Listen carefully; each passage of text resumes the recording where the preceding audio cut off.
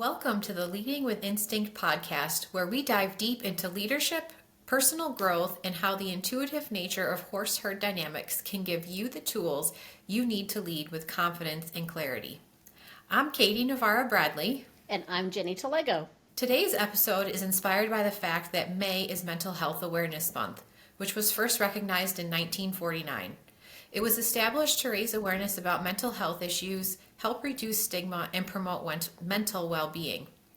It's hard to believe that it's been recognized for 76 years, and in some ways the stigma around mental health still exists.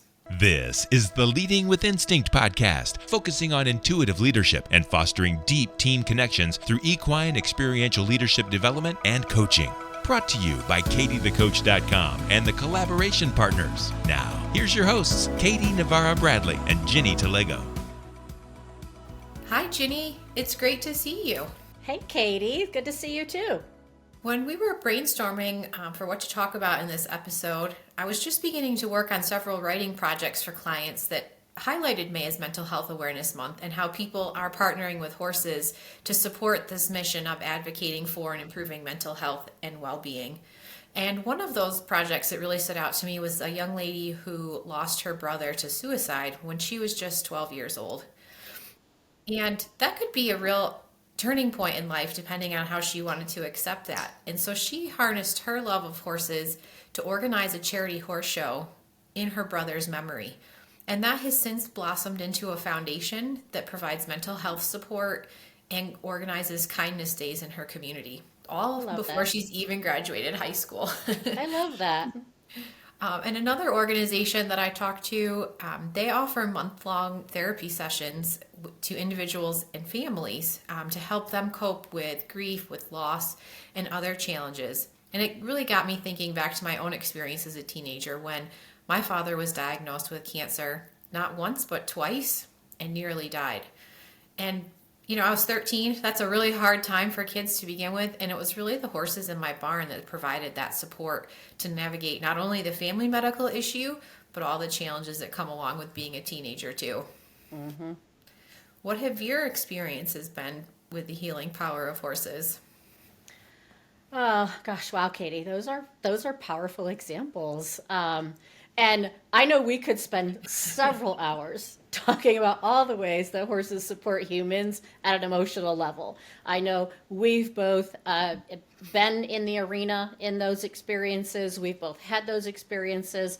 And it really runs the gamut. I think that's one of the things about the horses is there's so many different ways that horses can support people in being able to navigate through this human experience. I know for myself, I've experienced this on multiple occasions throughout my life. Very similar story to you as far as when I was a teenager. My dad did die when I was 14 years old, and he was instrumental in encouraging my love of horses. And I wish he could see me today doing what I'm doing. And the day he passed away, the first thing I did was I ran to the barn because I was at home when I got the news.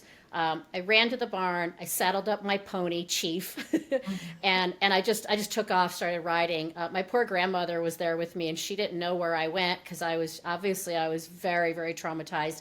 And I just rode my pony for hours. I don't even know how long I was gone. And that pony was my lifeline in the years that followed after that. And I didn't realize it back then, but now I can look back on it now that I, doing this work and being so tuned into how horses can support us. I look back and I think I'm so grateful for him. And my horse Wager, he's the anchor of my equine assisted learning program. He's not only been a rock for me for 26 years, but he's also provided a safe space for hundreds of my clients to navigate through limiting beliefs about themselves, grief, anxiety, and just all kinds of other challenges that people have had, to support their mental health. And, over and over in my work with leaders, because I think this is an important thing for us to talk about within organizations, because you spoke in the introduction about how long this has been around, right, of recognizing mental health. But yet there's still stigma attached to it. And I think organizations really can benefit from working to remove those stigmas, but it has to start with individuals. And, I witness the horse's ability to regulate people's emotional state all the time by simply being a calm presence for them, right? I know you've seen this too. Like a lot of my clients, well, first of all, just when they arrive to the farm, they get out of the car and just like there's something about just being out in nature and the trees and things like that it starts to regulate people's nervous systems. And I know a lot of my clients step into the arena, they're carrying a lot of stress and anxiety, both personally and professionally, because, we can't really turn off what's happening for us emotionally. I know everyone wants to, that phrase, just leave it at the door, and we just can't do that. And it's amazing to me to watch people really release tension in their bodies. Like I can see it as so they're petting the horse to build connection. I see it when someone just reaches out their hand to pet the horse, to say hello, and just their body just starts to change. And horses are so incredibly relational. They require us to create a connection before we ask them to follow us. And so one of the things that my clients acknowledge is the fact that the horses are non-judgmental of what people are feeling. And I think that allows people the opportunity to really to allow themselves to feel whatever they're experiencing, right? And that's not something we tend to do because of that stigma, right? We have to always have it all together, right?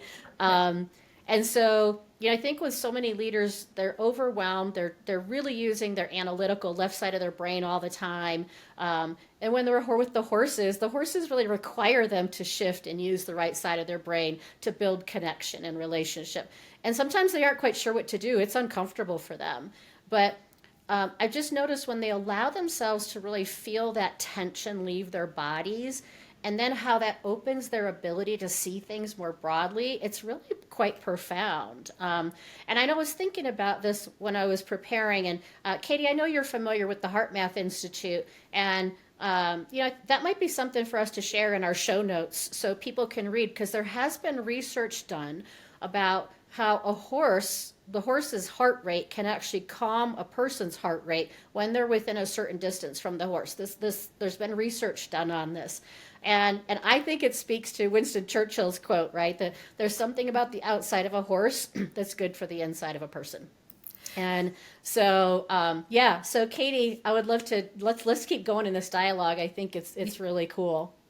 So that is also one of my favorite quotes. And interestingly enough, our young horse is named Winston, inspired by Winston Churchill, because my husband and I are huge World War II history buffs. But that aside, I didn't realize that your dad had passed when you were so young, and really what a gift he left you, this love for horses. Absolutely. And, hearing you talk about what the horses have shared with your clients reminded me, I too see it time and again, but there's one specific example that I will never forget. This woman came from work directly to this program, and this individual had run their own consulting practice, doing very similar things that we were doing, culture, HR, mental wellness, but had moved into a corporate position, a very high-level executive director level position, and she was struggling with making that transition from self-employment, running her own company, to working in the corporate workplace. And so when she came in, her eyes were bulging out of her head. Like if I imagine what somebody looks like when they stuck a finger in a light socket, to me that was it. Just this energy that was just radiating off of her in a very tense way. And it was actually a very short session. We were only together for a few hours, but I could actually watch everything melt away in the few hours that she was with us. And later that evening, she sent me an email and said that she had gone through this total transformation to calm, and actually went back to the office after we worked together and found that she was in a totally different mind space. I love because that. of that experience. And for her, it coincided with some other mental health and well-being training that her workplace was doing. And in combination, it was a really powerful moment for her to be able to see things differently and be able to step into that new role with some new clarity.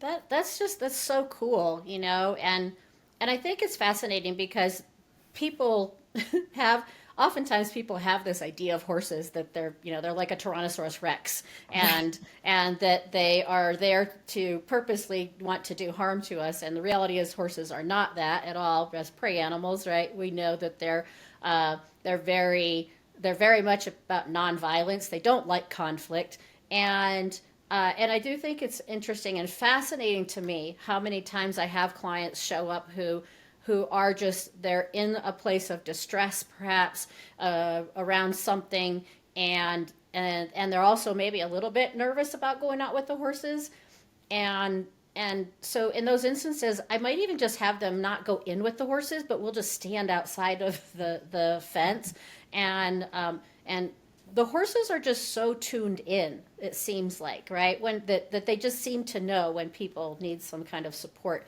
and um, and so even times when the horses will come over and stand there, and the clients they're not touching the horses, even they're just standing there. Uh, you can see that stuff start to leave their body. The person might start yawning, the horse might start yawning. Just there is really something about it, and it's not. I don't believe that it's magic. I really do believe that there is an energetic thing to it, which is why I think the heart math research is so interesting. But one thing, I know before we kind of jump into our really in-depth conversation a little bit more, Katie, I know one of the things that we talked about when we were preparing was, just being sure to share with people, there's a difference between, mental health conditions that require support from trained medical professionals, therapists, trained mental health professionals, and then just mental well-being practices. And so, do you want to share anything on that, Katie? I think it's really important that we do differentiate that. And as we were preparing, I was just looking up some statistics because we go back to this stigma and how hard it can be sometimes for individuals to seek help because of that. And some of the statistics I thought were very eye-opening.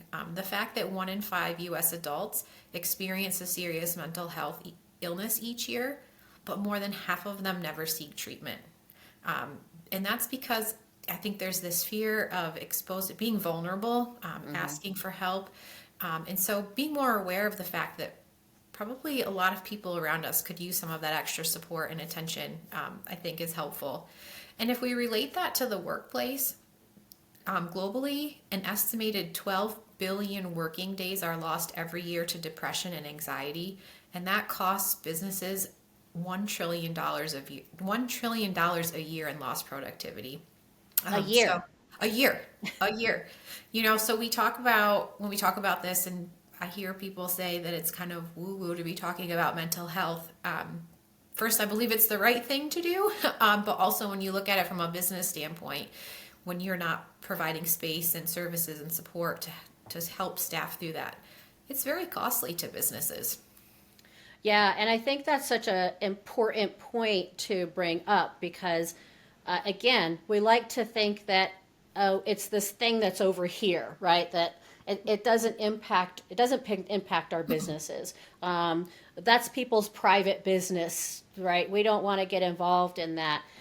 And, one of the things that I talk about a lot when I'm doing leadership development, and I do some work, I've done some presentations on this with leaders. Um, I have done some work and including the ACE study in this, which is the Adverse Childhood Experiences study. That was a huge study that was done quite a while ago by some doctors from Kaiser Permanente, and it looked at 10 different adverse childhood experiences, and they surveyed that in this study they had the people who participated, and it's tens of thousands of people that participated in this study, and the majority of those people were middle class people. They had jobs, they had health insurance, that type of thing, and what they found was that 2/3 of people have had, I think it's three or more ACEs, right? So 2/3 of these tens of thousands of people that they had in this study had experienced at five, at least, or 3 to 5, I think it was, and of those experiences. And 1/3 of the people had experienced at least one of those adverse childhood experiences. And these are pretty significant childhood experiences that are traumatic in some way. So I think about that when you're sitting in a room of people. There's a really good chance that 1/3 of those people have experienced some type of childhood, adverse childhood experience, not to mention all of the other things, right? Our human experience is filled with ups and downs. I mean, just look at the things you and I've experienced. And I know for me, yes, I lost my dad when I was younger. I've had some other difficult experiences. My husband and I lost our house to a fire 6 years ago. It was devastating. It was very traumatic. And one of the things that was interesting about that experience was that it was very uncomfortable for people around me to really know how I was doing. People would ask me, they would say, "How are you doing?" And on any given day, certainly within the first year after it happened, there's on any given day, I might be doing okay, and then some days I was really struggling because it was very difficult. And what I noticed was that it was very hard for people to be in the space with me on the days that weren't going so well. And people, well-meaning people, would try to shift the conversation very quickly into something like, "Oh, well, at least you're building a new house, and so that's something you can focus on." And it was interesting to me. I was really glad to kind of be in this place where I'm at now, having done a lot of my own work and then studying to do the work that I do, that I didn't take it personally. I really began to notice how difficult it was for people to be in conversation with me when I was struggling. And but one of the things that was really important was the people that I worked with, right? As a contractor, a lot of the clients that I was working with were genuinely concerned about how I was doing at any given point in time. And that meant a lot to me, that they understood if I was having something was going on that I was really struggling, and I knew I could say to them, "I can't focus on that today. I apologize. I'm gonna have to do that tomorrow." Or I would say, "If you need to have something done with this right now, we're gonna have to find somebody else who can do it." And I so appreciated their compassion and empathy for me to be able to do that. And so, I think that those things are just important to understand what's happening for people.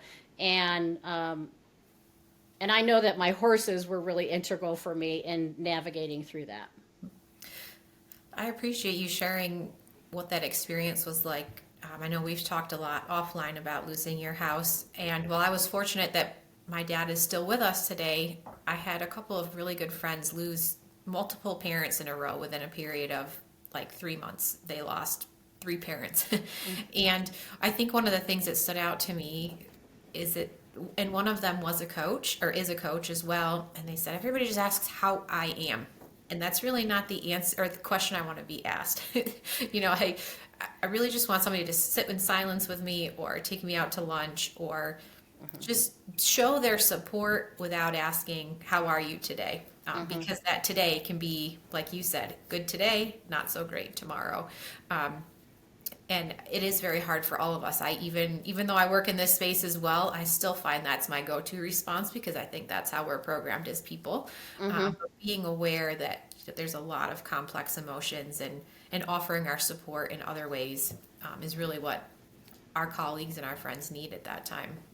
Yeah, no, I totally agree. And I think one of the things that's really cool for us in this work that we get to do is, again, we get to see clients have these profound experiences. And so I'd love to, Katie, can I share one of my client experiences? Sure. So I had a client who was really struggling to get my horse Wager to walk with him. He had a lead rope and a halter on, so he had physical connection to the horse. But the client would start walking and Wager would just stand there. And he's a big horse, okay? He weighs about 1,500 pounds and he's very big. And he would just stand there. So, when he stands there, that's what he's going to do. You're not going to make him walk. But I could see that Wager not moving was causing this client to have an emotional response, right? Because that's just how we're wired. We can't not do it. And it's funny because so often we think we're hiding it, right? We think nobody can see what we're experiencing, but our body tells everything.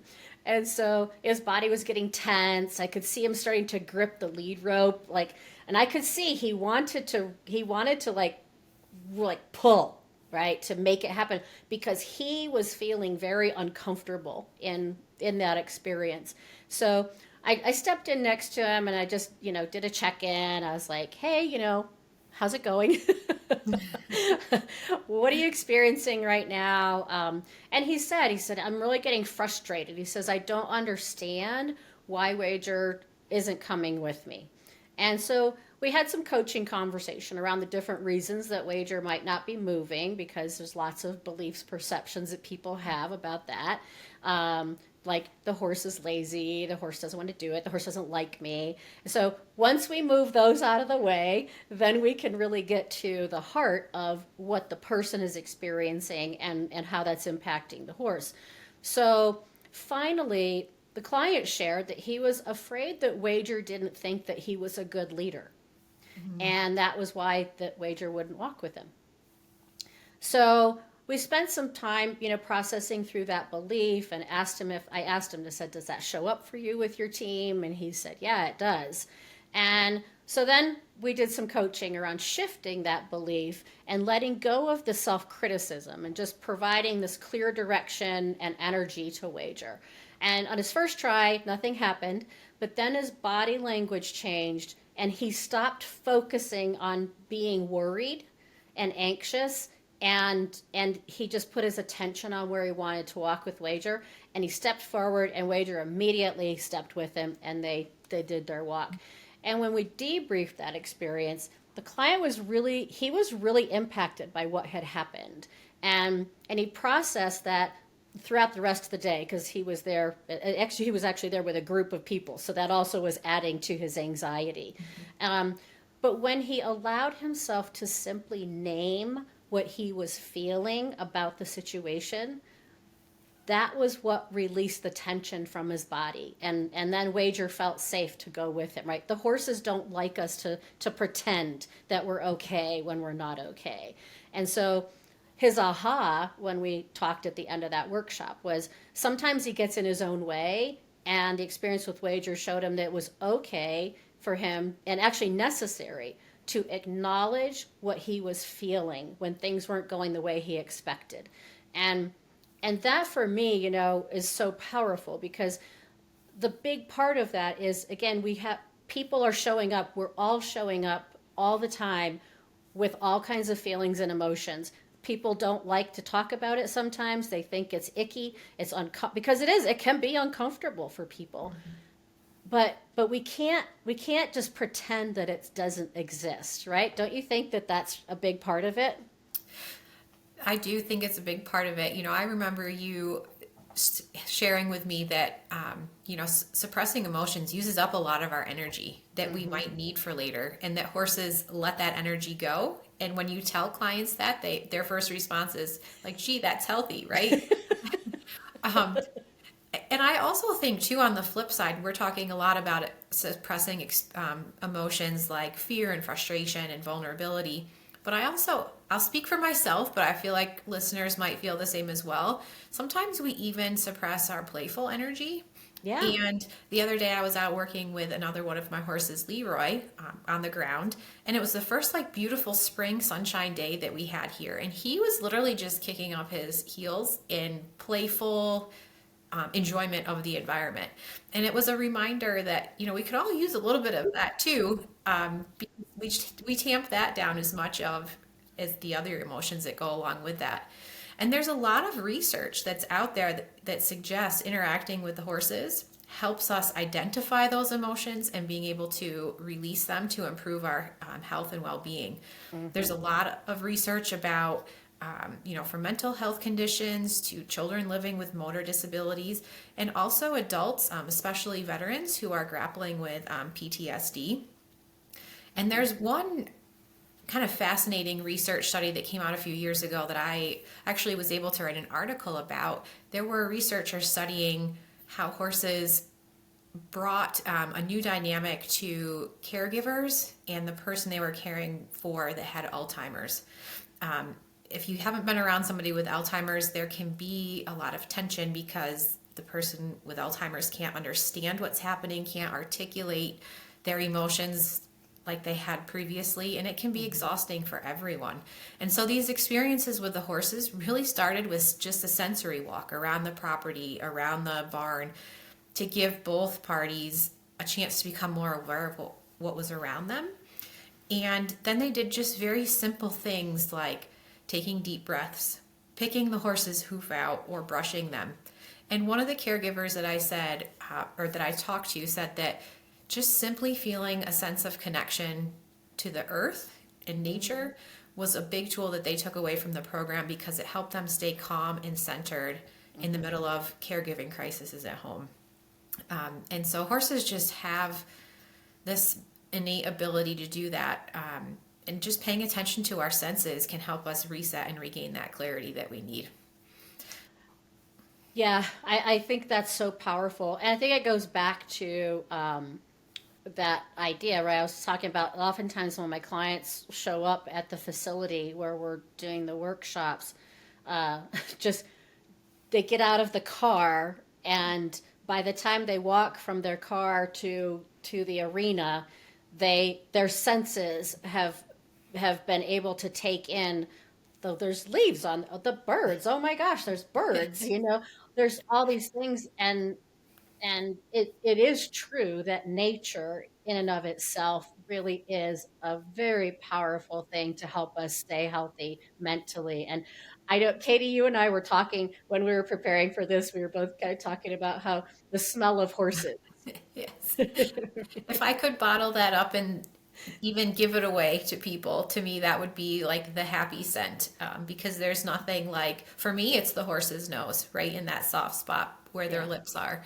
It's just when things are hard or I need 5 minutes to collect, that is my go-to. Yeah, and I think it speaks to, that is how our brain works, right? And oftentimes when we're talking about mental well-being, and just how do we all keep ourselves healthy as much as possible, that you hear a lot of talk about mindfulness, right? And some people think it's very woo-woo, right? And they're like, oh, it's a waste of time. I can't do anything. But in reality, it's something that our brain actually requires in order for us to be our most effective selves. So if we can think about taking a few minutes to practice mindfulness is actually a way to be more productive. And so, when we're in this constant, we got to get it done mode, which is what society values, we're actually only using half of our brain power. And so when we can practice mindfulness, such as noticing things using our five senses, I think that's a great tool to utilize. That actually engages the other side of our brain where creativity, innovation, and empathy and connection live. So I want you to imagine how productive might you and the people in your organization be if everyone had both sides of their brains engaged. Like, I think about that and wow, that could probably make a big dent in that $1 trillion annually that's lost in productivity because of people that are being challenged with all kinds of different life experiences. And so, when we can engage both sides of our brain, we become more effective in everything that we do. That also can decrease our overwhelm. We don't feel as overwhelmed. And so that to me is, it's like a no-brainer. It doesn't cost you anything to stop for a moment. Even if you can't step outside for 5 minutes, just get away from your desk and look out the window and notice things in a way as if you had never seen them before, right? If there's a great exercise, is like if this was your first day on Earth, what do you see? What do you notice? So things like that are things that we can do to navigate through those things. There's even a great team exercise that is similar to that, where the participants are asked to notice all of the things in the room, and then they share what they notice. And I find it even interesting to do it with more than one person, because what everybody notices is so different, and then it really starts to open up both sides of your brains as well. Yeah, it is really interesting, and so we're going to throw some resources into the show notes for you guys. Something I also read about that I'm not going to touch on all of it because we could probably make this a whole episode, but I was reading an article by a company that supports companies in being able to, offer well-being for their employees. And they did a study, and it's called the grief tax. And it's they define it as the financial, logistical, physical, and emotional toll that grief takes on people moving through life's most challenging moments, right? And grief isn't just the physical loss of someone close to us. That it can result from loss of a job, especially a sudden loss of a job that's very unexpected, a marriage ending, loss of an important relationship. All of those things can create grief for us. And we have to understand that these are things that people are going through. And the other thing is, I think I want people to kind of explore, what is it that makes you uncomfortable about it? What I see with people is there's just an uncomfortableness with feelings, right? We've been taught to think that acknowledging emotions is a sign of weakness. The fact is just the opposite. People who are willing to name what they're feeling are actually much more likely to be able to address them and not let them have a negative effect. And also I hear people say, well, I don't want to be a therapist to my people. That's not what I'm here for. And what I've noticed, and I know just from my own experiences, I don't need you to be my therapist, but sometimes I just need for you to know where I'm at. Mm-hmm. I need for you to know, hey, I'm dealing with a situation with my elderly mom, and it's taking a lot of my attention and energy, but that's where I need to put my energy and attention right now. And I just need you to be aware of it. This is very difficult. And so we don't need to have a whole conversation about my childhood or any other things, but I do need for you to at least understand that I'm having this human experience, And I also was reading an article from the American Psychological Association. It was called Coping in a Chaotic Workplace. Sounds a lot like these days, right? Right? And I was like, wow, I think a lot of our listeners might be experiencing a lot of emotions these days that are, could fall into that. So they had a few things that I thought I would pull to share of things we can do. And one of those is taking time to have meaningful experiences with friends and family. Go out and experience nature. Focus on, what are some things that you can develop for yourself? What is there a short course? Is there something you could go do that gives you a focus on some type of personal or professional development? And really think about the things you can control, because anxiety generally is based around, right, all these things that you can't control and you want to control. So, if you can think about what can you control, and then practice letting go of the things that aren't any longer in your control. Horses are masterful at teaching us this. And again, I think it comes back around to, I shared in our first episode of the horses teaching me to be comfortable in the not knowing. And so there's a lot of things I can't control. And I have to be okay with discerning what I can control, which is my own thinking and my actions, and what I can't control, which is other people's thinking and actions and just the general uncertainty of life. And also I want to encourage people, pace yourself. If you're like really feeling, if you're exhausted from expending a lot of energy on these things that you don't have control over, just notice, where are you putting your energy? And is that helpful or not to you? Because that can be exhausting. And we want to be like the horses. We want to use the energy that reflects the current reality. So those were some things I pulled. And Katie, I wanted to be able to take a few minutes before we wrap up, because you have done this mental health first aid. And I thought that could be some really cool things to share with our folks before we go. I would love to. So last year I did take the mental health first aid training, and it's a course that teaches people about mental health and substance use challenges.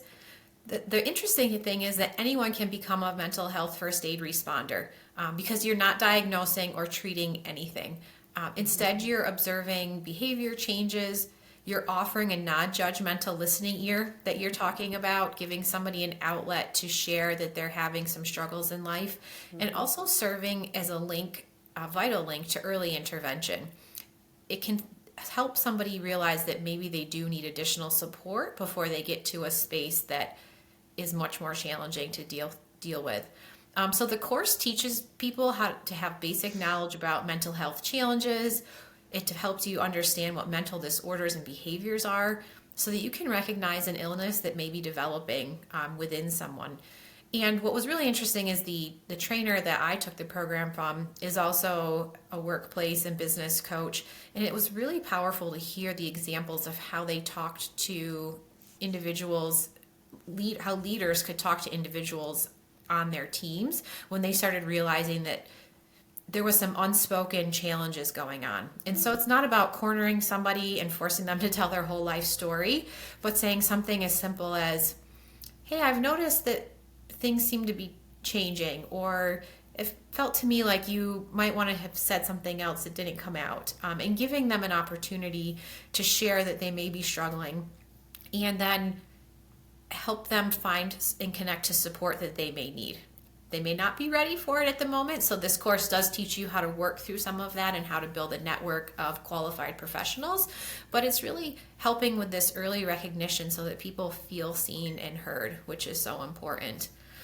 And just before we wrap up, I wanted to go back for a minute to the Coping in a Chaotic Workplace article that you mentioned.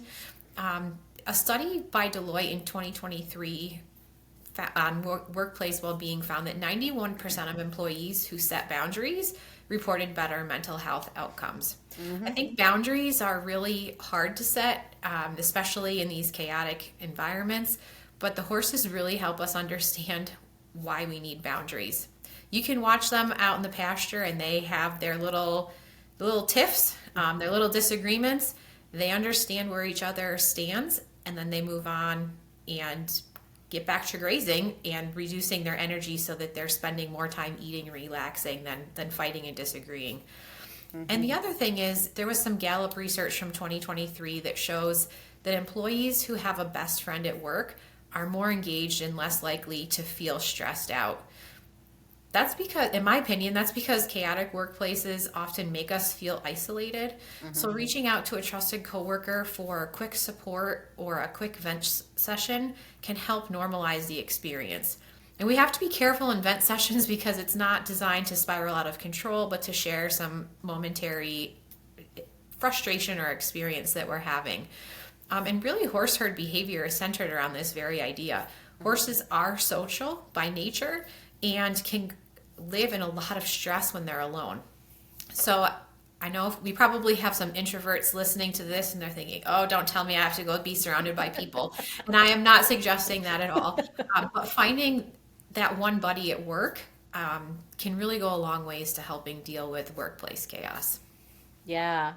I found my buddy at work a long time ago, and now he's my husband. So that worked out pretty well. I guess I sort of found that too. My husband now was a customer of mine years ago in a different industry. So All about finding that connection. That's right. Well, this is a great conversation, and thank you, Katie. I really appreciate. One of the things I love about working with Katie is she finds all this great information that we can then build off of, and it pushes me to go find stuff too. So I appreciate that.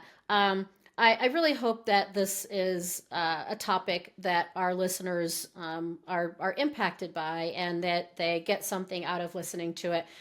We do also want to just encourage anybody, if you're really struggling with something, please find some resources in your community.